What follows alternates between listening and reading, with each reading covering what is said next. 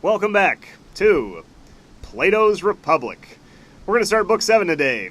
If you're just joining us, you probably don't want to start with Book 7, but actually I think it's going to be okay, because I know what's coming up here in Book 7, and the beginning of this book is one of the most famous passages in, not only in the Republic, but in all of philosophy. So normally I tell people to start with Book 1, but in this case, you can stay here and enjoy the allegory that's coming your way that inspired not only countless philosophers, but the Wachowski brothers in making a certain movie in the late 90s. But first, let's talk about how we got to the present point, or what happened in Book 6. We had Socrates talking about the philosopher and why the philosopher has a bad reputation, but he should be put in charge of the city anyway. So at the beginning of Book 6, he starts saying, like, oh, should the city leader be blind or not blind?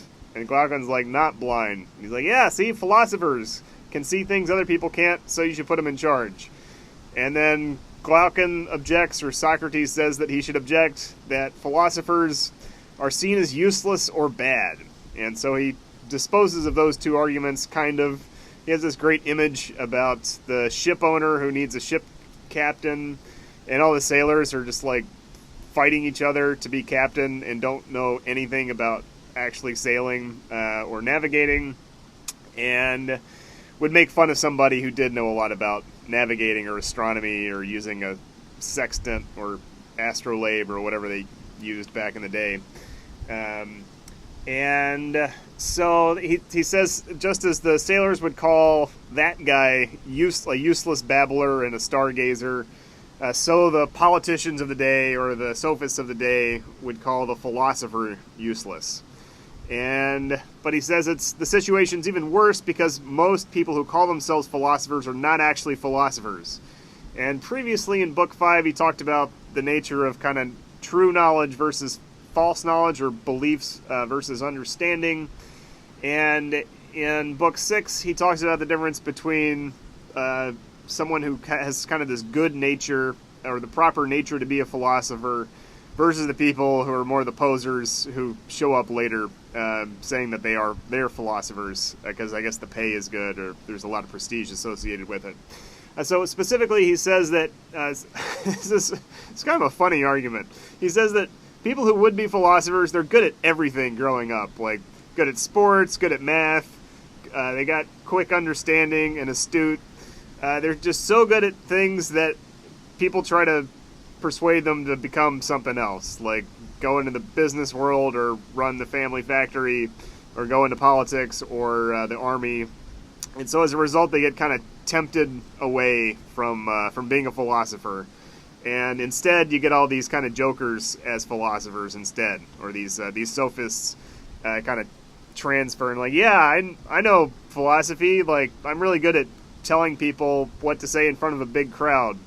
And so his big criticism is that these sophists confuse persuading a crowd with the truth.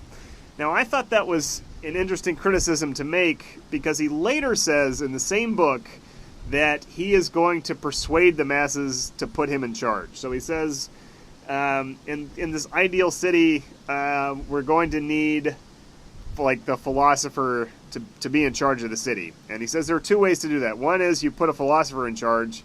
The other way is you take somebody who's already in charge and he becomes a philosopher. Or rather, he's born into power and then studies philosophy and then kind of imposes philosophy on the city. And so in the first instance, he says that he'll kind of be able to talk the masses into, like, at least calming them so that he'll be in charge and he'll persuade them. Which seemed to me a little bit, had some tension with him railing against the sophists. But yeah, he has this kind of disturbing metaphor where he says that the philosopher he's like a painter, so he's used that metaphor before, but the thing he's going to paint on are people's minds, and he needs a clean slate, and he either needs to be cleaned for him, or he needs to clean it himself, the slate being people's minds. So he needs to just, like, wipe people clean And then the philosopher is going to make, not only is he going to like paint on them, which could be just these myths. It could be, and remember in the first couple books he talks about it, the philosopher tells the poet what to do, or he's like, oh, all this poetry, we gotta go through it and cut some stuff out. So it could be he just tells the poet what to do or what to say, and then the poet tells everybody, and that's kind of the mind programming. Or it, I don't know, it could be something else. He didn't really specify how this mind painting was going to work exactly, but he said that was the necessary condition for bringing kind of this true city into being. But not only is he going to kind of paint on their minds, he's going to make people more godlike. So he's talking about how he himself, as a philosopher, has this godlike nature, and he's going to help everybody else be more godlike too. That seems kind of like a red, well, we'll call that a red flag for somebody who wants to be in charge of the city, is changing human nature. So similar to relationships, when somebody's like trying to change the other person or make them better, make them more godlike, usually is not going to end well. I think the same goes for the city-state and who you're going to put in charge of that. So after all that discussion of like kind of why the philosopher should be put in charge, so we had that second path of somebody like a prince studying philosophy, and then that's how they come to impose philosophy in the city. So he says that at least one of these two things should be possible, is his argument. Because before he said, well, if it's possible, we want to prove that it's best, and we'll prove that it's possible later. And now he says, okay, we proved that it's best, we want to prove that it's possible, here are the two paths it can take. And I guess if you don't believe the first path, with the philosopher convincing everybody to like wipe their minds clean, then you have the second path where the prince becomes a philosopher, and that's kind of how philosophy gets to be in charge. He says it's not very likely because the philosophic nature is very rare. Like, you need all these qualities. You need to be not petty-minded. You need to be quick at learning. You need to be like even-keeled and have a good temperament. And he says it's not often you have all these qualities together in one person, and let alone the prince happening to have those. But he says the whole of time is pretty long. Surely we'd expect this to happen somewhere at some time, and perhaps in a barbaric place. And that mention of the barbaric place, I thought was potentially very interesting philosophically, because we had talked about the barbarians in Book 5 and how it was kind of okay to burn down the houses of barbarians. That's interesting to me because if we have a city that's defined as just, i.e. the philosophers in charge of the city, now we're allowed to go ransack kind of philosophical cities, which you would think were good cities. So finally he starts talking about the nature of the good, and he says, I don't know what the good is. And it seems like we're going to have to start this whole thing from scratch, because he had this really long argument about justice and what justice is, without really explaining why we were interested in it. And then he says, okay, well, now let's talk about the nature of the good. It's just like, oh, we're going to have another 6 books about this. But that discussion terminates somewhat early. So he says that the good is kind of the ultimate thing, or the greatest thing, but let's talk about the offspring of the good first. And so we're going to talk about the nature of forms. I think it was the forms were the offspring of the good, or maybe it was the good that was the offspring of the forms. I don't know. The whole passage I found to be pretty difficult when he's talking about at first he's talking about kind of the difference between like drawing a figure in the sand and reasoning about the geometry of it. He says you're not just talking about the line in the sand, you're talking about the abstract ideas or mathematical ideas. And in a similar way with these other things that he's talking about, like beauty and justice, he's not just talking about the specifics, he's talking about it abstractly. And so he starts to talk about kind of the nature of thought and reason and the ways that we reason. So he's got a metaphor about how sight works and how we got kind of our eyes, and then we have the object, and then we have the sun that provides the light between those things. And similarly, as like our thought is comprehending objects of knowledge, I think we need like the good in between or something like that. I don't really know. All this stuff is like, it can kind of go along with, but it just seems like I don't think it's going to affect my kind of day-to-day life. So it's probably not the right attitude to have. This is probably why I was not a philosophy major. But stuff like this, it's like, I feel like if he had made a real discovery here, then I probably would have like learned about it at some point. But I didn't. So, I mean, I've heard of like Plato's forms, but they're mostly just used as something that's like just not considered to be true. We're like, here's this little abstract world where all the abstractions live. It's like, okay, there's no way I can access that. It's like, well, you can through your thoughts. It's like, no, I can't. And maybe that's just a thought. In any event, I told you to reread the passage. I didn't. Hope that'll be okay. Hope it doesn't come back to bite me in this book. We'll see how it works out. At the very end, he kind of made like a rubric of these different types of thought and reasoning, and he was like, oh, here's this line, and here are the visible things over here, and here's the invisible stuff, and now break down the visible stuff. And I think it was basically using images and not using images in the visible world. So like there are like reflections. You know, you can see a little reflection in my glasses here. Like that would be one type of thing that you perceive, and then you have the actual things that you perceive, like this shirt. And then he says in the invisible world, we either proceed with kind of thought images or with like this pure thought. That was kind of the hardest for me to understand. He's talking a lot about first principles and hypotheses. If I were in a graduate seminar on this stuff, I'd probably be trying to, reading a lot of papers about what the heck he's talking about. But I don't know. I just don't really care. The only improvement I would make on that is, instead of this line, I think it's easier to think about as like a quadrant. Okay, so like, here's like the business school version of it. It's like, on one axis you have visible versus invisible, and then on the other axis you have like images versus not images. So visible, I forgot how I did it, but visible with images, invisible with images, like the ship's owner would be an extended image. Then you've got invisible without images, kind of this pure thought that form leading to form, which I just have a hard time, like, I think it's just the purest, most abstract philosophical thought happens here. And then visible world without images, so just like what we consider to be a real object, like my hat.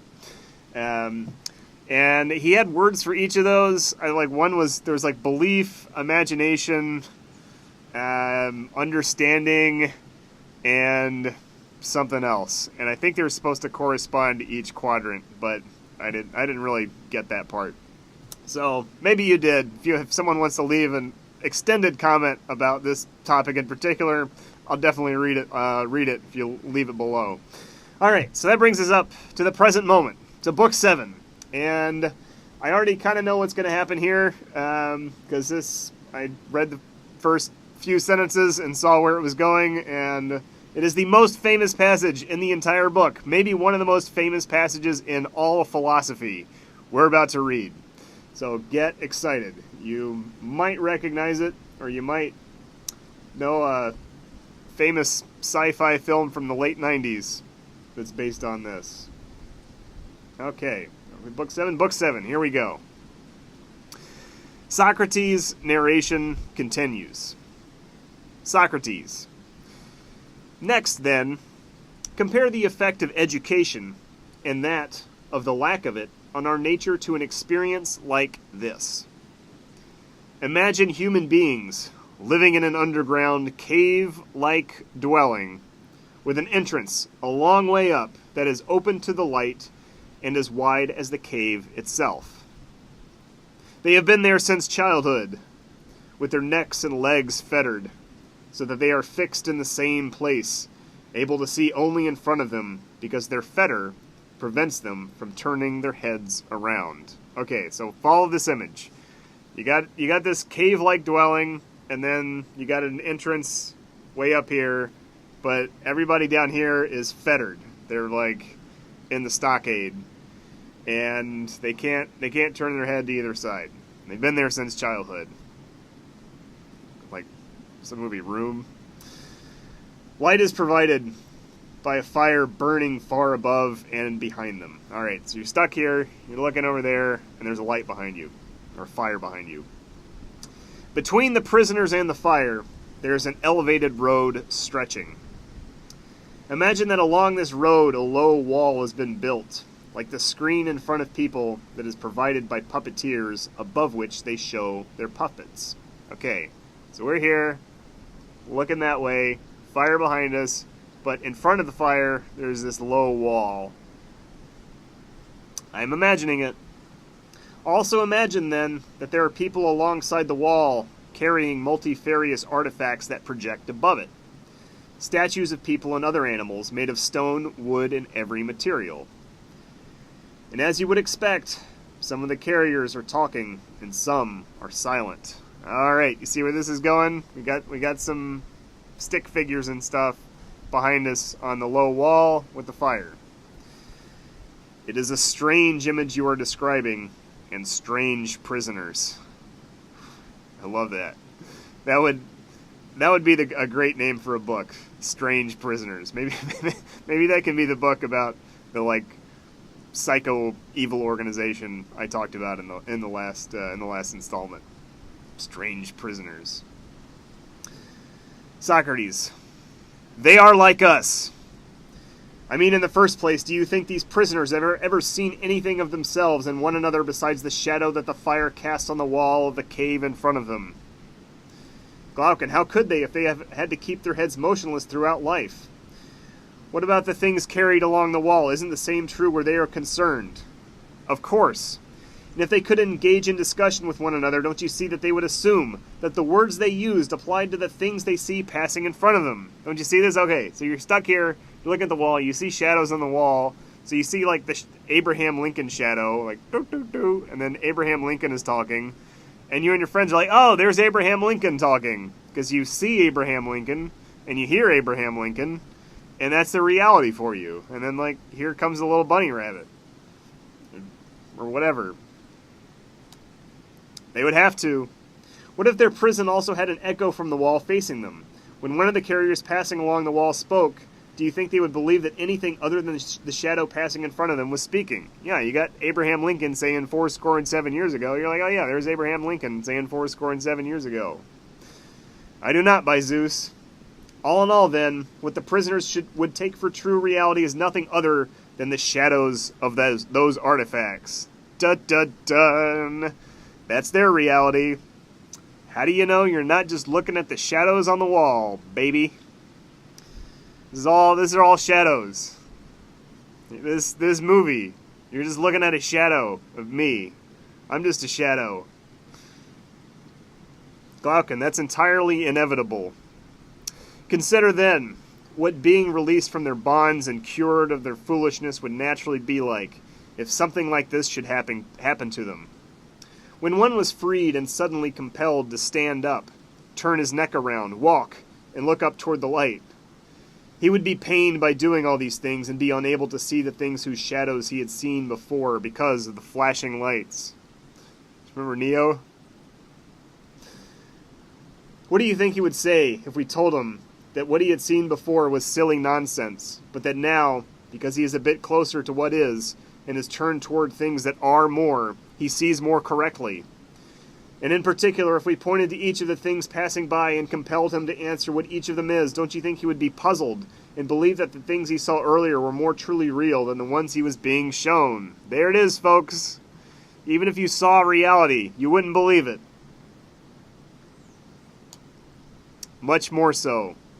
And if he were compelled to look at the light itself, wouldn't his eyes be pained, and wouldn't he turn around and flee toward the things he is able to see, and believe that they are really clearer than the ones he is being shown? He would. Alright, you following this? You said if you got out of the cave, you finally got out of the cave, and you saw the puppet show behind you, you'd be like, what the heck is this stick thing? That's not Abraham Lincoln. Like, it has the same shape, but Abraham Lincoln, that's the thing on the wall. That's what I've been talking about my whole life. And if someone dragged him by force away from there, along the rough, steep, upward path, and did not let him go until he had dragged him into the light of the sun, wouldn't he be pained and angry at being treated that way? And when he came into the light, wouldn't he have his eyes filled with sunlight and be unable to see a single one of the things now said to be truly real? No, he would not be able to, at least not right away. He would need time to get adjusted, I suppose, if he is going to see the things in the world above. At first, he would see shadows most easily, then images of men and other things in water, then the things themselves. From these, it would be easier for him to go on to look at the things in the sky and the sky itself at night, gazing at the light of the stars and the moon, than during the day, gazing at the sun and the light of the sun. Glaucon, of course. Finally, I suppose he would be able to see the sun, not reflections of it in water or some alien place, but the sun just by itself in its own place, and be able to look at it and see what it is like. He would have to. After that, he would already be able to conclude about it that it provides the seasons and the years, governs everything in the visible world, and is in some way the cause of all the things that he and his fellows used to see. That would clearly be his next step. What about when he reminds himself of his first dwelling place, what passed for wisdom there, and his fellow prisoners? Don't you think he would count himself happy for the change and pity the others? Glaucon, certainly. And if there had been honors, praises, or prizes among them for the one who was sharpest at identifying the shadows as they passed by, and was able to remember which usually came earlier, which later, and which simultaneously, and who was thus best able to prophesy the future, do you think that our man would desire these rewards or envy those among the prisoners who were honored and held power? Or do you think he would feel with Homer that he would much prefer to work the earth as a serf for another man, a man without possessions of his own, and go through any sufferings rather than share their beliefs and live as they do? Glaucon, yes, I think he would rather suffer anything than live like that. Socrates, consider this too, then. If this man went back down into the cave and sat down in his same seat, wouldn't his eyes be filled with darkness, coming suddenly out of the sun like that? Certainly. Now, if he had to compete once again with the perpetual prisoners in recognizing the shadows while the sight was still dim and before his eyes had recovered, and if the time required for readjustment was not short, wouldn't he provoke ridicule? Wouldn't it be said of him that he had returned from his upward journey with his eyes ruined, and that it is not worthwhile even to try to travel upward? And as for anyone who tried to free the prisoners and lead them upward, if they could somehow get their hands on him, wouldn't they kill him? They certainly would. This image, my dear Glaucon, must be fitted together as a whole with what we said before. The realm revealed through sight should be likened to the prison dwelling, and the light of the fire incite it to the sun's power. And if you think of the upward journey and the seeing of things above as the upward journey of the soul to the intelligible realm, you won't mistake my intention, since it is what you wanted to hear about. Only the God knows whether it is true. But this is how these phenomena seem to me. In the knowable realm, the last thing to be seen is the form of the good, and it is seen only with toil and trouble. Once one has seen it, however, one must infer that it is the cause of all that is correct and beautiful in anything, that in the visible realm it produces both light and its source, and that in the intelligible realm it controls and provides truth and understanding, and that anyone who is to act sensibly in private or public must see it. I agree, so far as I am able. Come on, then, and join me in this further thought. You should not be surprised that the ones who get to this point are not willing to occupy themselves with human affairs, but that, on the contrary, their souls are always eager to spend their time above. I mean, that is surely what we would expect if indeed the image I described before is also accurate here. It is what we would expect. What about when someone, coming from looking at divine things, looks to the evils of human life? Do you think it is surprising that he behaves awkwardly and appears completely ridiculous if, while his sight is still dim and he has not yet become accustomed to the darkness around him, he is compelled, either in the courts or elsewhere, to compete about the shadows of justice, or about the statues of which they are the shadows, and to dispute the way in the way these things are understood by people who have never seen justice itself? It is not surprising at all. On the contrary, anyone with any sense at any rate would remember that eyes may be confused in two ways and from two causes, when they change from the light into the darkness or from the darkness into the light. If he kept in mind that the same applies to the soul, then when he saw a soul disturbed and unable to see something, he would not laugh absurdly. Instead, he would see whether it had come from a brighter life and was dimmed through not having yet become accustomed to the dark, or from greater ignorance into greater light and was dazzled by the increased brilliance. Then he would consider the first soul happy in its experience and life and pity the latter. But even if he wanted to ridicule it, at least his ridiculing it would make him less ridiculous than ridiculing a soul that had come from the light above. That's an entirely reasonable claim. Then here is how we must think about these matters if that is true. Education is not what some people boastfully profess it to be. They say that they can pretty much put knowledge into souls that lack it, like putting sight into blind eyes. Yes, they do say that. But here is what our present account shows about this power to learn that is present in everyone's soul and the instrument with which each of us learns. Just as an eye cannot be turned around from darkness to light except by turning the whole body, so this instrument must be turned around from what comes to be, together with the whole soul, until it is able to bear to look at what is and at the brightest thing that is, the one we call the good. Isn't that right? Okay, I'm finally going to stop here and pause. So this is a tour de force of imagistic reasoning. Very, very powerful image of, because you understand why you understand everything. I didn't understand it because it's just so clear what the image is and how it works and who we are in there. So what I want to talk about in particular, so we got this guy kind of breaking out of the cave, breaking out of the matrix, seeing reality for the first time. He's like, what the heck is all this stuff? But it's interesting. I think the interesting part to me is him going back in and not being able to function correctly. There are a couple sort of aspects to this. One is we've had some moments before where Socrates almost doesn't seem smart enough. So he says, for example, he's like, oh, I'm not petty-minded. I'm a big picture kind of guy. That's what you want in the philosopher anyway. We also have, when he's talking about the musical education in Book 3, he's like, yeah, I don't know all the rhythms and harmonies. Like, I don't concern myself with that stuff. But, I'm a quick learner.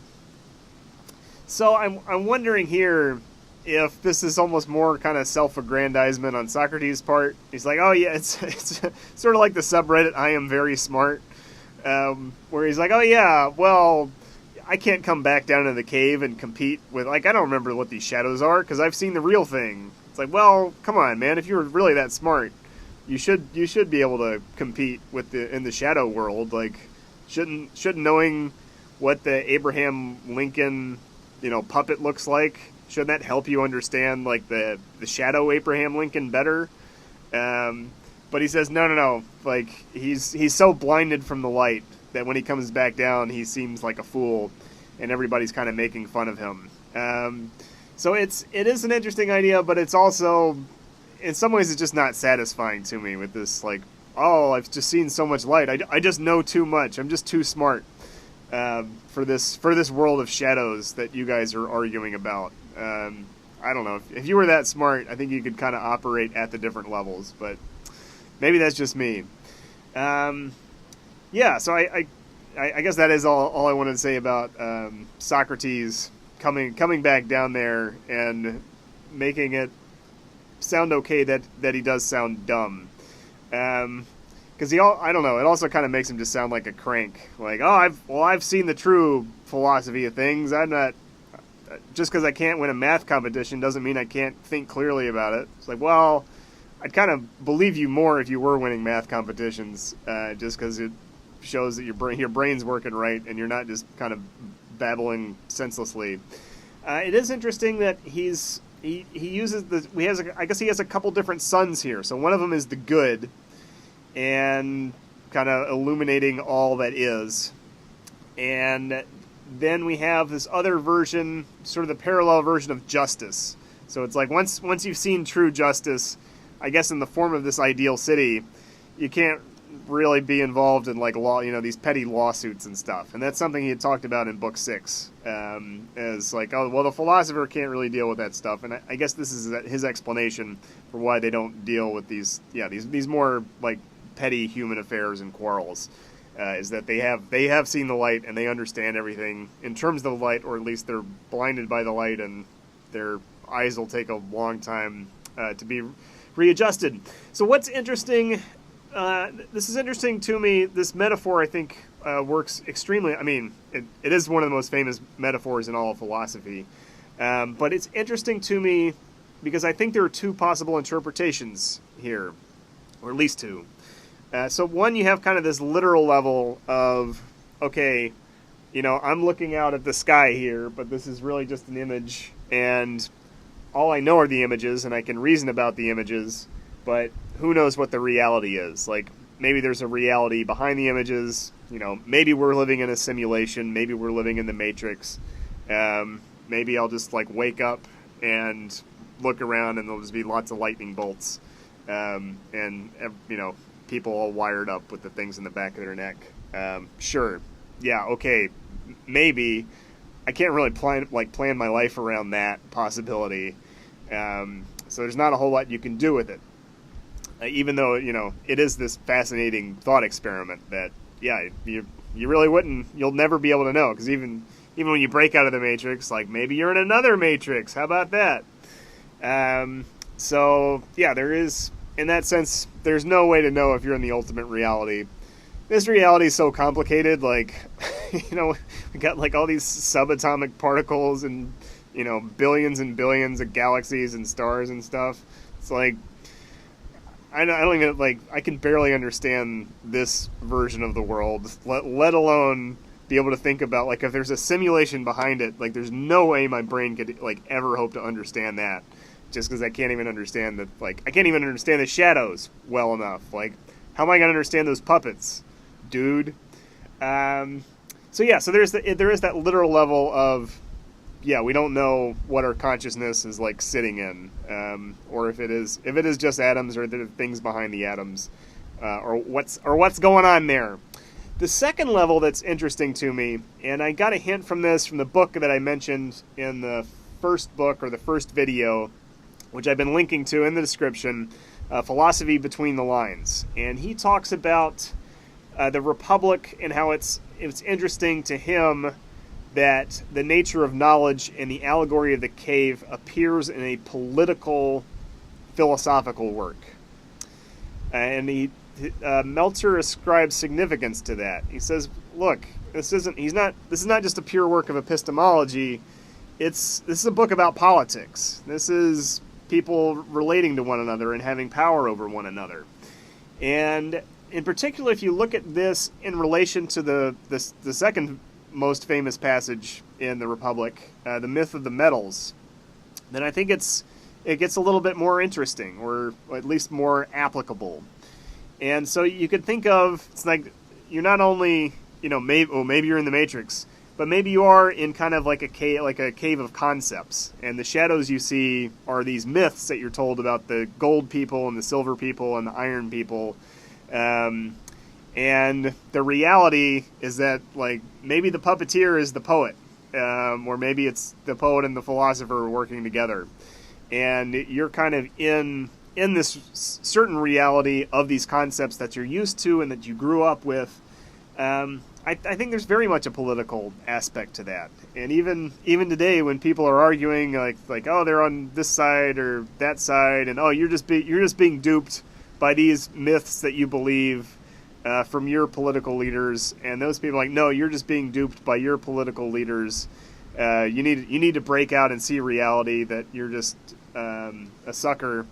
They're kind of, each side thinks the other one is in a cave and cannot escape the cave. And maybe at another level, like, that argument's happening, but maybe there's like maybe there's another cave. Like, you get outside or you break out and you're like, oh, these are just puppets. But like, wait, there's still the sun out there. There's still like another political reality could be happening that we don't even, like, as we're arguing about who's in the cave, like, maybe there's just an even bigger cave that we're just not a part of or don't have access to. And you know, as long as there's sort of like the potential for the things he talked about in book 2, the like secret clubs, like political clubs and secret organizations, like if I don't have access to like every communication between every 2 human beings in the world, I can't rule that out, that there's just like some kind of like political cabal and I'm living in this like lower level reality and I don't really know what the truth is, and maybe I'll never know what the truth is. Like I can't rule that out as a political person with limited information. I don't know what I'm looking at when I'm when I'm reading a headline. That's definitely a shadow on the wall. Like there's a lot that goes into that headline. There's a lot of different mechanisms and things, and people who want the headline to happen and people who don't want the headline to happen, and people shaping events that make the headline happen so that I have this picture. But I don't know if I'll ever be able to break out of that. Like it's who knows. So yeah, so I want to plant the seed of that idea that maybe there's this kind of pure epistemological interpretation, and maybe there's this more political interpretation that has to do with mythology, has to do with kind of concepts that we grow up with, but maybe there's something, you know, maybe there's a philosopher and a poet sort of pulling the strings there in order to build this, you know, just society, but that I gave you in my esoteric interpretation at the beginning of book 6 is really to build a strong society, a powerful society, and some things we'll just never know. So things to think about. Okay, yeah. All right. So that's all I wanted to talk about so far. Socrates explaining why he sounds stupid when he's talking about certain things, and yeah, just my global conspiracy theory. Okay. Glaucon, let's see, yes. Socrates. Of this very turning around, there would be a craft concerned with how this instrument can be most easily and effectively turned around, not of putting sight into it. On the contrary, it takes for granted that sight is there, though not turned in the right way or looking where it should, and contrives to redirect it appropriately. Okay, what is this turning around? All right, I'm gonna go to the previous page here. Because, yeah, actually, I read through it quickly, but it's kind of confusing. Okay. Power to learn, that is... Okay, so everyone has the power to learn, and there's an instrument with which we learn. Just as an eye cannot be turned around from darkness to light except by turning the whole body. You can't turn your eye around in your head. This instrument must be turned around from the what comes to be together with the whole soul. So turned around from what comes to be. Yeah, I don't know what this what comes to be is. This is for the graduate seminar. Until it is able to bear to look at what is, and the brightest thing that is. The one we call the good. Okay, so I guess on the image level, I think we're still in the stockade, and there's some instrument. The instrument is education that can, like, turn us around toward the light, because he's like, oh, there's a giant entrance to the cave, don't worry. Okay, so the comes to be, I guess, is the shadow, and what is the light from the real sun, the bright. And okay, and so in the non-image world, it's going from kind of the visible things to the good, which is intelligible and the brightest thing there is.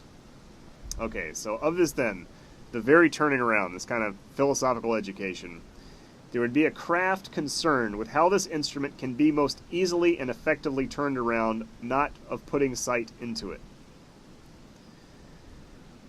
Okay.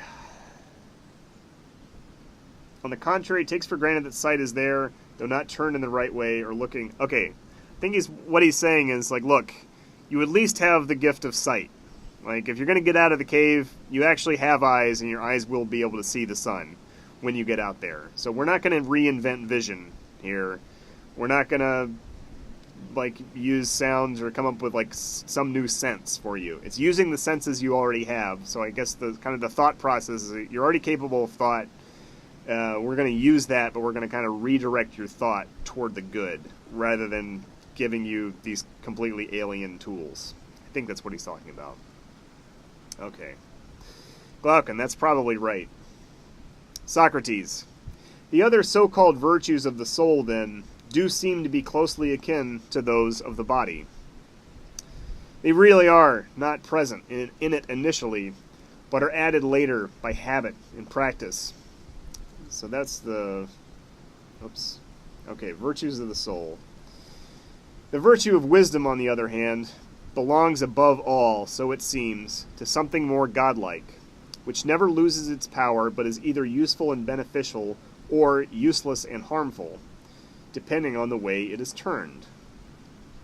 Or haven't you ever noticed in people who are said to be bad but clever how sharp the vision of their little soul is, and how sharply it distinguishes the things it is turned toward? This shows that its sight is not inferior, but is forced to serve vice, so that the sharper it sees, the more evil it accomplishes. Okay. So yeah, we got kind of smart, evil people who they're good at what they do because they're so dang clever. Okay, I certainly have.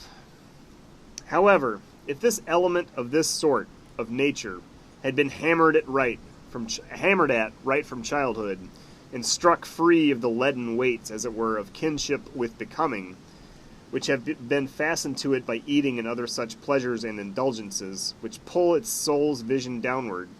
If I say it got rid of these and turned toward truly real things, then the same element of the same people would see them most sharply, just as it now does the things it is now turned toward. Okay, so I think this is sort of talking about corruption of the philosophic soul again. So if you have like a really smart person, and instead of being turned toward vice, they're like, hey, look at all this cool stuff I can have by being really smart and ripping people off. If you turn toward truly real things, then that person would, I guess, be capable either of being a philosopher or of this like philosophical education. Glaucon, that's probably right.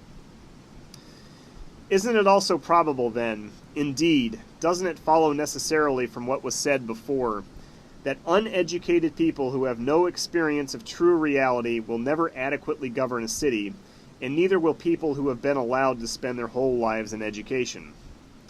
The former fail because they do not have a single goal in life at which all their actions, public and private, inevitably aim. The latter because they would refuse to act, thinking they had immigrated while still alive to the Isles of the Blessed. Okay, so I think he's talking about how the ideal philosopher would like have a life in politics or military service first, and then turn to philosophy later in life. So that's why we can't have the person who just spends their whole life in education being in charge. Yeah, sorry, professor. And then, yeah, we don't want an uneducated person in charge either. Okay. Glaucon, true. It is our task as founders, then, to compel the best natures to learn what was said before to be the most important thing, namely to see the good, to ascend that ascent. And when they have ascended and looked sufficiently, we must not allow them to do what they are allowed to do now. Okay. Yeah. Okay, so we want to get those best natures out of the cave. What's that, then? To stay there and refuse to go down again to the prisoners in the cave and share their labors and honors, whether the inferior ones or the more excellent ones. Ah, okay. So he's saying, all right, to properly educate these people, we get the best natures, we pull them out of the cave to see the light of the good, and we have to send them back down in the cave. Like, we gotta get these other people out. We can't just leave them there in the Matrix, eating their steak. You mean we are to treat them unjustly, making them live a worse life when they could live a better one? Ah, okay. Yeah, what's in it for these educated people? Socrates, you have forgotten again, my friend, that the law is not concerned with making any one class in the city do outstandingly well. So this is the same rebuttal he used about the guardians. Because he's like, aren't we treating these guardians like crap? And he's like, well, it's not about making them happiest. It's about what's best for the city. But it's contriving to produce this condition in the city as a whole, harmonizing the citizens together through persuasion or compulsion, and making them share with each other the benefit they can confer on the community. So yeah, it's about the greater good here. Sorry, philosopher. You don't get to hang out in the Isle of the Blessed your whole life. It produces such men in the city, not in order to allow them to turn in whatever direction each wants, but to make use of them to bind the city together. Binding the city together. Again, I think it's about, the end goal here seems like strength to me. For the fascia, kind of, this would be almost a true fascist. So the fascia is like, I think it was like I don't know if it was a Roman weapon, but it's like a bunch of sticks tied together, and it's like, oh, let's stronger together, and that's the basis of fascism. Glaucon, that's true. Yes, I had forgotten. Observe then, Glaucon, that we won't be unjustly treating those who have become philosophers in our city, but that we will say to them, when we compel them to take care of the others and guard them, will be just. We will say, when people like you come to be in other cities, they are justified in not sharing in the others' labors. After all, they have grown there spontaneously against the will of the constitution in each of them. And when something grows of its own accord and owes no debt for its upbringing, it has justice on its side when it is not keen to pay anyone for its upbringing. But, both for your sakes and for that of the rest of the city, we have bred you to be leaders and kings in the hive, so to speak. You are better and more completely educated than the others, and better able to share in both types of life. So each of you, in turn, must go down to live in the common dwelling place of the other citizens and grow accustomed to seeing in the dark. For when you are used to it, you will see infinitely better than the people there and know precisely what each image is, and also what it is an image of, because you have seen the truth about fine, just, and good things. So the city will be awake, governed by us and by you, not dreaming like the majority of cities nowadays, governed by men who fight against one another over shadows and form factions in order to rule, as if that were a great good. No, the truth of the matter is surely this. A city in which those who are going to rule are least eager to rule is necessarily best and freest from faction, whereas a city with the opposite kind of rulers is governed in the opposite way. Okay, so it's basically like, we're going to grow these philosophers from birth to be philosopher kings, and they're not going to want to be kings. They're going to be like, no, I have my philosophy. Why would I want to deal with all these jerks? And he's like, look, you got to go down there and have a real life and master the shadows. And this ain't about you. This is about keeping the whole ship going in the same direction, or going in one direction. And so this is a very famous pronouncement, and he's made it in a couple other forms here, of like people begging the best person to be judge, or kind of needing to beg the true captain. What was it? The wise do not go to the doors of the rich. And this is it kind of encapsulated in the famous phrase, city in which those who are going to rule are least eager to rule is necessarily best. Okay. All right, so this is how we're doing it in the city. We got to raise these philosophers from birth, and then tell them they're born for a great task. It's interesting. He makes kind of this appeal to justice to them. He doesn't feed them a mythology. That's interesting to me, because these other guys, these guardians, he's like, yeah, we'll just tell them, we just make up something, and they'll believe. Like, make up some stuff about the myth of the metals, and they'll believe it, and our problems are solved. It looks to me like the philosopher is immune from mythology. So we have to. That's why we have to appeal to the good. We can't just lie to the philosopher king, because the philosopher sees the true nature of everything. So we kind of hope, I guess, that the nature of the good impels them to take this task up. So that's yeah, I don't know. It's good to know that somebody knows what's going on, even if all these guardians are stuck in the kind of the myth world. Falcon, yes indeed. Then do you think the people we have nurtured will disobey us when they hear these things, and be unwilling to share the labors of the city, each in turn, and wish instead to live the greater part of their time with one another in the pure realm? Glaucon, no, they couldn't possibly. After all, we will be giving just orders to just people. However, each of them will certainly go to rule as something necessary, which is exactly the opposite of what is done by those who now rule in each city. Okay, yeah, so he's saying, it's like, well, it's like justice demands that they go. They're true philosophers. They understand that they need to follow just orders. So they like the true philosopher can't be evil, I guess, because he sees the nature of the good and the just. Socrates, that's right, comrade. If you can find a way of life that is better than ruling, for those who are going to rule, your well-governed city will become a possibility. You see, in it alone the truly rich will rule.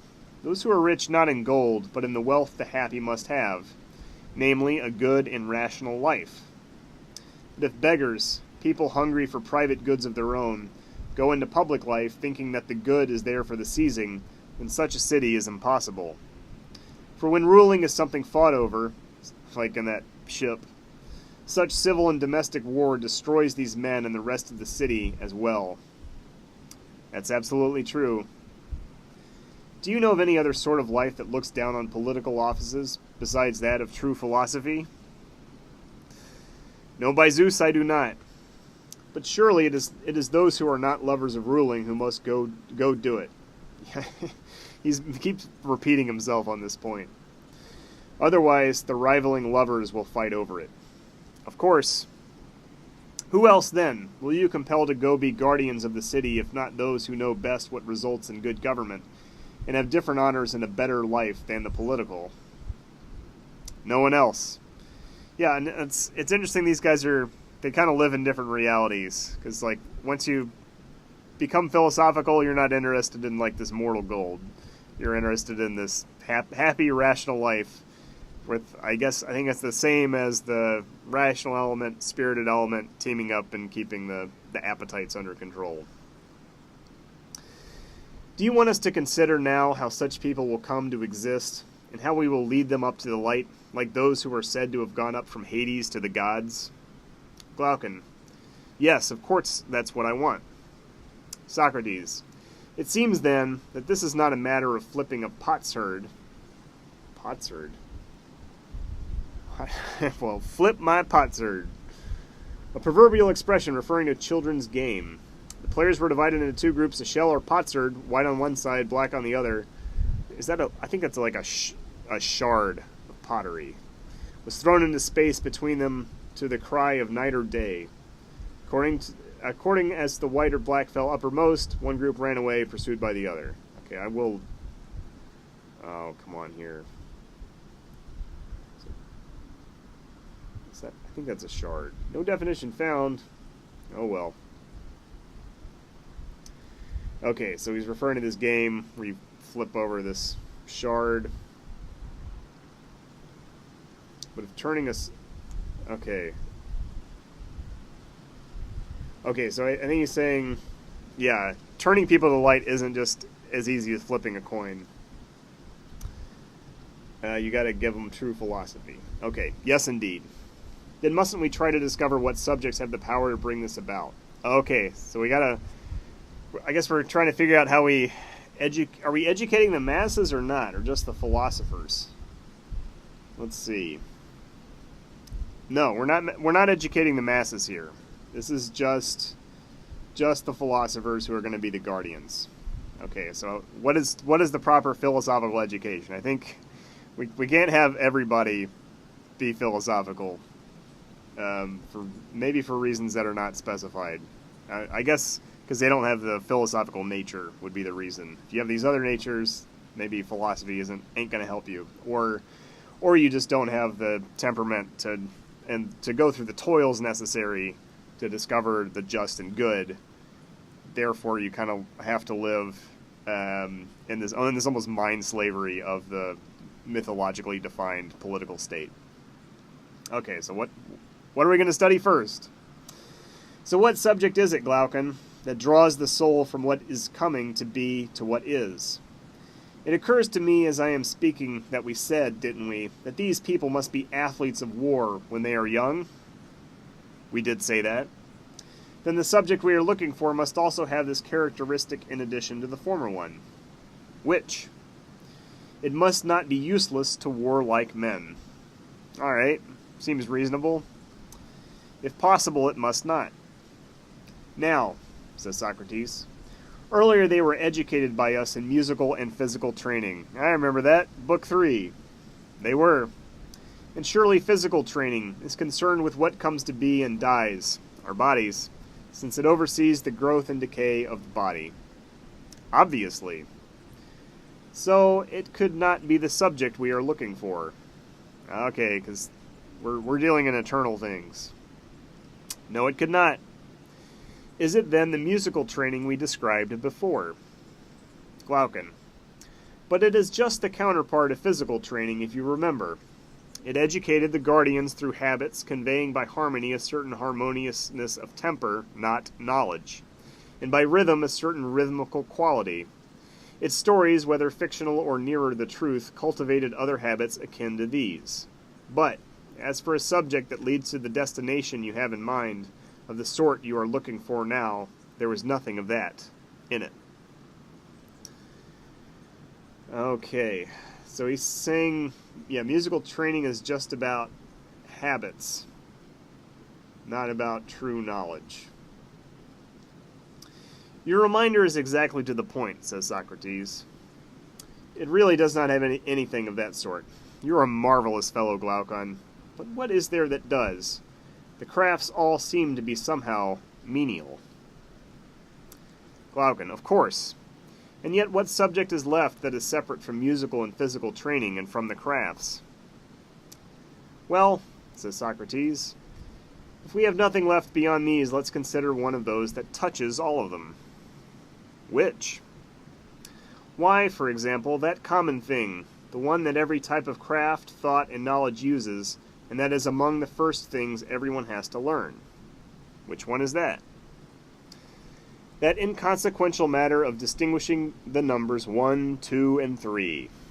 In short, I mean number and calculation. Or isn't it true that every type of craft and knowledge must share in them? Indeed it is. Everybody needs a little arithmetic. Then warfare must too. Oh yeah. In tragedies, at any rate, Palamedes is always showing up Agamemnon as a totally ridiculous general. Haven't you noticed that? He says that by inventing numbers he established how many troops there were in the army at Ilium and counted their ships and everything else. The implication is that they had not been counted before and that Agamemnon apparently did not even know how many feet he had, since he did not know how to count. What kind of general do you think that made him? A very strange one, I'd say, if there's any truth in that.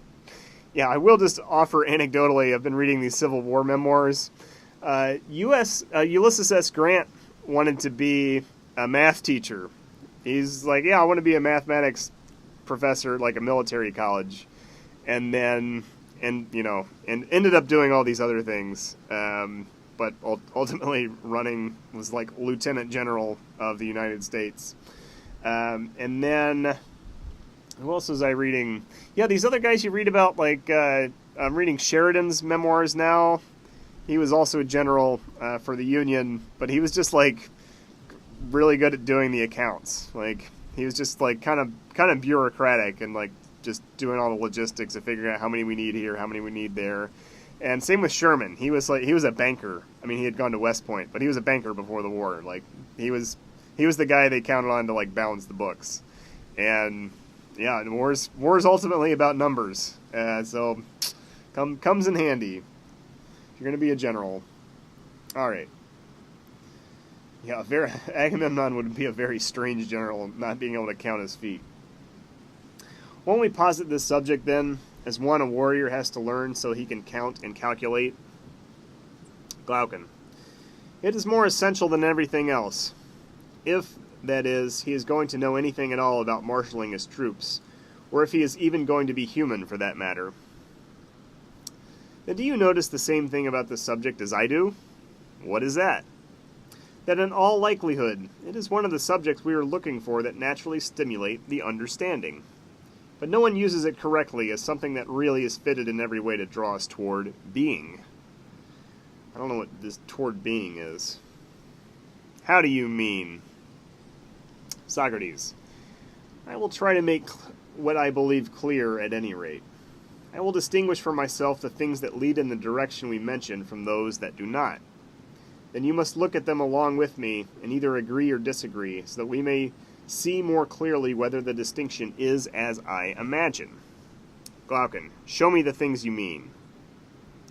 All right, I will show you. If you can see that some sense perceptions do not summon the understanding to look into them, because the judgment of sense perception is itself adequate, whereas others encourage it in every way to look into them because sense perception does not produce a sound result. Okay, I think he's saying some sense perceptions. Okay, so okay, I think it's like some things you see, you're just like, yeah, I've seen everything I need to. Like, that tomato is rotten. I don't need to contemplate the nature of tomatoes. What are the things you see and you're like, okay, I need to actually reason about this, to not to know the like underlying reality, but just to get the result that I want. Okay. You are obviously referring to things appearing in the distance and illusionist paintings. No, says Socrates, you are not quite getting what I mean. Glaucon, then what do you mean? The ones that do not summon the understanding are all those that do not at the same time result in an opposite sense perception. But the ones that do, I call summoners. Okay, that do not summon the understanding are all those that do not at the same time result in an opposite. I don't know what he's talking about. Okay, the ones that do I call summoners. The ones that summon the understanding are called summoners. So I think that's the sort of thing where it's like, you see something but you need more information. Or you need an underlying physical model. That is when sense perception does not make one thing any more clear than its opposite, regardless of whether what strikes the senses is close by or far away. Okay, well, maybe he'll clarify this. What I mean will be clearer if you look at it this way. These, we say, are 3 fingers, the smallest, the second, and the middle finger. Alright, 3 fingers. Of course. Assume that I am talking about them as being seen from close by. Now consider this about them with me. Okay, seeing them up close. What? It is obvious, surely, that each of them is equally a finger, and that it makes no difference whether it is seen to be in the middle or at either end. Yeah, all 3 are fingers here.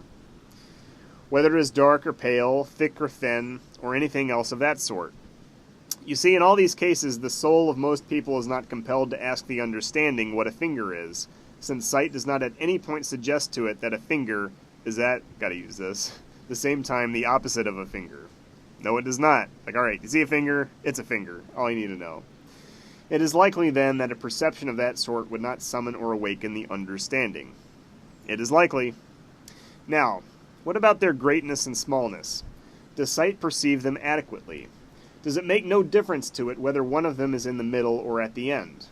And is it the same with the senses of touch as regards thickness and thinness, hardness and softness? What about the other senses, then? Do they make such things sufficiently clear? I guess I don't need to hold these up. Or doesn't each of them work as follows? In the first place, the sense that deals with hardness must also deal with softness, and it reports to the soul that it perceives the same thing to be both hard and soft. That's right. In cases of this sort, then, isn't the soul inevitably puzzled as to what this sense perception means by hardness if it says that the same thing is also soft, and in the case of the sense perception of lightness and heaviness, what it means lightness and heaviness are, if what is heavy is light and what is light heavy? Glaucon, yes indeed, those are strange messages for the soul to receive and do need to be examined. Socrates, it is likely then that it is in cases of this sort that the soul, summoning calculation and understanding, first tries to determine whether each of the things reported to it is one or two. Okay, so your sense is like, oh, it's light and it's heavy. And he says, okay, what's going on here? Determine whether each of the things reported to it, is it one of these things or is it both these things? I think that's what he's saying. Glaucon, of course. Socrates. If there are obviously two, won't each of them be obviously one and distinct? Yes. So one or two, is it? I think it's the two natures or qualities. Socrates. If each of them is one, then, and both together are two, the soul will understand that the two are separate. I mean, it would not understand inseparable things as two, but as one. Okay, that's right. But sight, we say, saw greatness and smallness not as separate, but as mixed up together, right? Glaucon, yes. And to get clear about this, understanding was compelled to see greatness and smallness too, not mixed up together, but distinguished, the opposite way from sight. True. Isn't it in cases like this that it first occurs to us to ask what greatness is and smallness too? Absolutely. Which is why we called one section, remember that line, or the magic quadrant, the intelligible and the other the visible, right? That, then, is what I was trying to express before, when I said that some things summon thought while others do not. I define summoners as those that strike the relevant sense at the same time as do their opposites. Those that do not do this, I said, do not wake up the understanding. Okay, so the summoners, it's like, I think you can only understand heaviness in terms of lightness, or it's like, you know, you need to understand misery to understand happiness. So it's any of these qualitative things maybe imply their opposite. So it summons both and the soul at the same time. I think that's what he's saying. And that these maybe are the intelligible things, not the visible things. Okay. Well then, to which of them does number, including the number one, belong? Glaucon, I do not know. Me neither. Use what has already been said as an analogy. If the number one is adequately seen just by itself or grasped by any of the other senses, then just as we were saying in the case of fingers, it would not draw the soul toward being. But if something opposite to it is always seen at the same time, so that it no more appears to be one than the opposite of one, then there would need to be at that point for someone to decide the matter. And he would compel the soul within him to be puzzled, to inquire, to stir up the understanding within itself, and to ask what the number one itself is. So, learning about the number one will be among the subjects that lead the soul and turn it around to look at what is. I am pretty confused here. Okay, so we got the thing perceiving two things at once. So he's saying if the number one is just seen like a finger, then it doesn't draw the soul toward being. So it's not a summoner. But does it elicit something opposite to it? Then it's a summoner, and the soul is puzzled, and then the soul has to ponder the nature of the number one.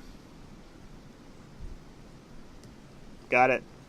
So okay, so things, if the nature isn't immediately obvious, then the soul has to puzzle over it for a while and get at the truth. I think that's where what he's talking about. But surely, says Glaucon, the visual perception of it has just that feature, since we do see the same thing as one and as an unlimited number at the same time. So I think it's like, if you see an apple, you're like, oh, there's one apple. I see that instance, and this No. An unlimited number, I don't think it means the abstract number. I think it means, like, many. I think unlimited means many here. I'm not sure. Then if this is true of the number one, wouldn't it also be true of all numbers? Oh, okay, yeah. So he's saying, you see one, you're also thinking of many, because one only makes sense in relative, like, because there's also many as a possibility. Like, that's the opposite of one, is infinity. So it is this. It is the number one is a summoner, and so then Socrates is saying if it's true the number one will also be true of all numbers. Glaucon says, of course. So all numbers are these summoners. So, but now calculation and arithmetic are wholly concerned with numbers, right? Then obviously they lead toward truth, because they are things that summon up the soul to contemplate them, because they contain their opposite. Glaucon, to an unnatural degree. Whew. This is not easy. I missed the cave. I could understand that. Then they would belong, it seems, among the subjects we are seeking. I mean, a soldier must learn them in order to marshal his troops, and a philosopher because it is necessary to be rising up out of becoming so as to grasp a being, or he will never become able to calculate. That's right. And our guardian is, in fact, both a warrior and a philosopher. Of course. Then it would be appropriate, Glaucon, to prescribe this subject in our legislation and to persuade those who are going to take part in the greatest things in the city to go in for calculation and take it up, not as laymen do, but staying with it until they reach the point at which they see the nature of the numbers by means of understanding itself, not like tradesmen and retailers caring about it for the sake of buying and selling, but for the sake of war and for ease in turning the soul itself around from becoming to truth and being. Very well put. Okay, so this is interesting. So he says we need this mathematical education and kind of understanding this true math, or maybe you could think of it as higher math, like the nature of numbers, is going to be helpful in war in a way that the craftsman understanding of numbers, who just like needs to measure things or buy and sell, that does not involve. So that's interesting, because I would think kind of the war, I was just talking about Sherman being a banker. He kind of knows numbers at the buying and selling level. So do the generals. I'm pretty sure that's the only way that they need numbers. I don't think they need to know the nature of infinity to practice warfare.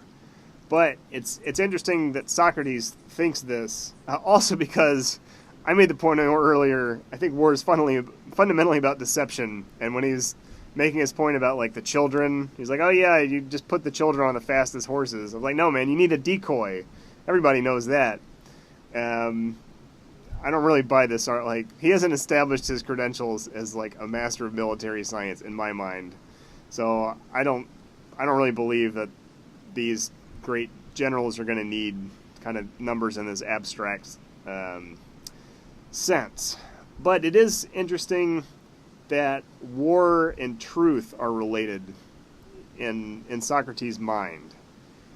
And maybe it is, like, the war-making capability was pretty key to the whole ideal city. Like, that's the whole reason we have the guardians, because we're going to war all the time. And now these complete guardians, I guess, not only need to know the nature of things, but they need to, like, practice war. Like, they need to be master warriors. And their education is in support of war, which I'm still not convinced is actually a just activity, as they just seem to be using it to take things that they want. Okay, Glaucon, very well put. Socrates, moreover, it occurs to me now that the subject of calculation has been mentioned, how refined it is and in how many ways it is useful for our purposes, provided you practice it for the sake of knowledge rather than trade. Which ways? Why, in the very one we were talking about just now. It gives the soul a strong lead upward and compels it to discuss the numbers themselves, never permitting anyone to propose for discussion numbers attached to visible or tangible bodies. I mean, you surely know what people who are clever in these matters are like. If, in the course of the argument, someone tries to divide the number 1 itself, they laugh and won't permit it. If you divide it, they multiply it, taking care that the number 1 never appears to be not one, but many parts. That's very true. Okay. Yeah, I guess it's like these people understand fractions, basically, rational numbers. Then what do you think would happen, Glaucon, if someone were to ask them, what kind of numbers are you amazing fellows discussing, where the number 1 is as you assume it to be, wholly equal in each and every case without the least difference and having no internal parts? What do you think they would answer? What kind of numbers? Are they natural numbers? I think they would answer that they are talking about those that are accessible only to thought and can be grasped in no other way. Okay. Yeah, so the tradesmen can't deal with, like, the tradesmen are like, yeah, I can divide 1 in half. It's like, no, we're only dealing with natural numbers. I think that's what he's saying. Like, you wouldn't understand this stuff here in the math department. Do you see then, my friend, that this subject really does seem to be necessary to us, since it apparently compels the soul to use understanding itself on the truth itself? It does so very strongly, in fact, says Glaucon. Now, have you ever noticed that those who are naturally good at calculation are also naturally quick in all subjects, so to speak, and that those who are slow, if they are educated and exercised in it, even if they are benefited in no other way, nonetheless improve and become generally sharper than they were? That's right. Moreover, I do not think you will easily find many subjects that are harder to learn or practice than it. No, indeed. For all these reasons, then, this subject is not to be neglected. On the contrary, the very best natures must be educated in it. Okay, so it's a good, hard subject, and people who are good at it are going to be good at learning everything. Sorry, but it's kind of true. Like, you got a lot of, like, people who are good at math also tend to be good at other subjects. And, yeah, if they're slow, they could still, it's like, all right, even if they're not good at it naturally, they'll get something by studying it. They'll be sharper by studying math. Okay. All right. So the very best natures must be educated in it. I agree. Well, then, let's require that one. Second, let's consider whether the subject that follows after it is appropriate for our purposes. Which one? Or do you mean geometry? That's exactly it. Insofar as it pertains to war, it is clearly appropriate. You see, when it comes to setting up camp, occupying a region, gathering and ordering troops, and all the other maneuvers armies make, whether in battle itself or on the march, it makes all the difference whether someone is skilled in geometry or not. Socrates. But still, for things like that, even a little bit of geometry and of calculation would suffice. What we need to consider is whether the greater and more advanced part of it tends to make it easier to see the form of the good. And that tendency, we say, is to be found in anything that compels the soul to turn itself around toward the region in which lies the happiest of the things that are, and the one the soul must do everything possible to see. Glaucon, you are right. Therefore, if geometry compels one to look at being, it is appropriate, but if at becoming, it is inappropriate. Yes, that is what we are saying. Now, okay, so same thing. We don't just want to look at the amount of geometry you need, like, to build a cabinet. We're looking at the nature of geometry, the abstract geometry, and that will involve the soul's contemplation. Okay, now, no one with even a little experience of geometry will dispute with us that this science is itself entirely opposite of what is said about it in the accounts of its practitioners. So he's saying, like, the geometer, like Euclid, is like, no. These cabinet makers don't know true geometry. How so?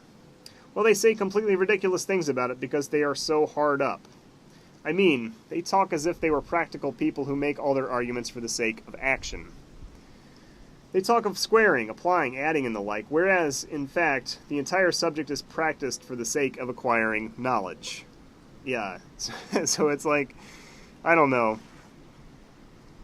You meet somebody with, an elementary school education meets a mathematician, and he's like, so, you just do, really complex addition and multiplying? And they're like, no, not exactly. It's I do, p-adic analysis. What the heck is this? Why do you do that? Can I use that when I'm doing pipe fitting? It's no, this is just actually for acquiring knowledge, that's all. Glaucon, absolutely. Mustn't we also agree on a further point? What? That it is knowledge of what always is, not of something that comes to be and passes away. Okay, so these things are eternal. It's easy to agree to, since geometry is knowledge of what always is. In that case, my noble fellow, it can draw the soul toward truth and produce philosophical thought by directing upward what we now wrongly direct downward.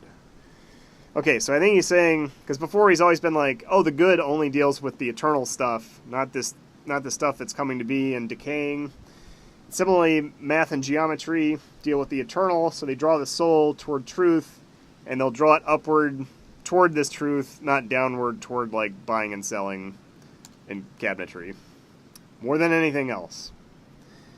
More than anything else, then, we must require the inhabitants of your beautiful city. There, it's your beautiful city. It's like, oh yeah, here's Glauconville. Not to neglect geometry in any way, since even its byproducts are not insignificant. What are they? What are the byproducts? The ones you mentioned that are concerned with war. And in addition, when it comes to being better able to pick up any subject, we surely know there is a world of difference between someone with a grasp of geometry and someone without one. Yeah. Yes, by Zeus, a world of difference. Shall we prescribe it then as a second subject for the young? Okay, so basically the argument he's made for both of those, it's like, well, it's useful in war, and it's useful for the soul. So we're building these like philosopher generals here, and that's kind of how they'll have this military career, and then turn toward philosophy later in life. I'm starting to feel some rain here, and I think we're exactly halfway through this book, so I'm going to go ahead and wrap it up here. So we started out with the Allegory of the Cave, the most famous passage in philosophy, pretty much. Should give you a lot to think about with the nature of our perceptions, and just the fact it'd be pretty easy to think whatever you're seeing is reality, but there's another reality kind of behind the curtain. That maybe we can access and maybe we can't. And Socrates says kind of the true nature of things is the good, that's the real sun outside the cave. And the philosopher, when he looks at the good, comes back and he kind of sounds like a babbling idiot. But really, he's seen things that would amaze everyone else. But he has a hard time convincing them. And he says it's the nature, or it's the duty of the philosopher, in the ideal city at least, once he has left the cave, to go back to the cave and use that knowledge for good, even though it's not the life that he wants to lead. So he says, yeah, the philosopher, if someone's raised to be a philosopher, he just wants to live among the Isle of the Blessed, but we got to say, hey, since you know the nature of the just, you know that it's your duty to go back down there and be the king, even though you don't want to be the king. And he says the best city is the one in which the person who rules is not the one who actually wants to rule. And so that's sort of a famous lesson from the Republic here. So from there he starts talking about the ideal education for these future philosopher kings. And he starts out kind of casting about for things to teach the children. And he's like, well, crafts aren't really going to be great. Like, what else is there? And they kind of land on mathematics as being good. So his two criteria is it needs to be useful in war, and it needs to lead the soul to truth. He has this idea of this summoner and distinguishing between, like, when you see a finger, you're like, oh, that's a finger. When you see the number 1, you're like, hold on, I got to think about what the number 1 is. What's the opposite of 1? And it, like, involves the soul somehow. So those are sort of his ideal subjects, or things that involve the soul, because they lead the soul to truth, and that will lead you to philosophy, I guess, later. So his two are mathematics and geometry, for those two reasons, being good for war, leading you for to truth, and then I guess having auxiliary benefits as well, like, oh, it makes you sharper. If you're good at math, or if you're bad at math, but you're forced to study it, it'll make you sharper, which probably is true. Yeah, so I guess it looks like he's going to be talking about astronomy next. I don't want to get into it now, but we will next time. So hit the old thumb up button if you have stuck with us this far, if you liked it enough to get to here to the end of the video. Yeah, leave a comment. So tell me what you think about the allegory, the cave. If you think I missed anything, if anything jumped out at you, or if you have any questions either about the text or something I said. And otherwise, I'll see you in the next video where we finish Book 7. See you tomorrow.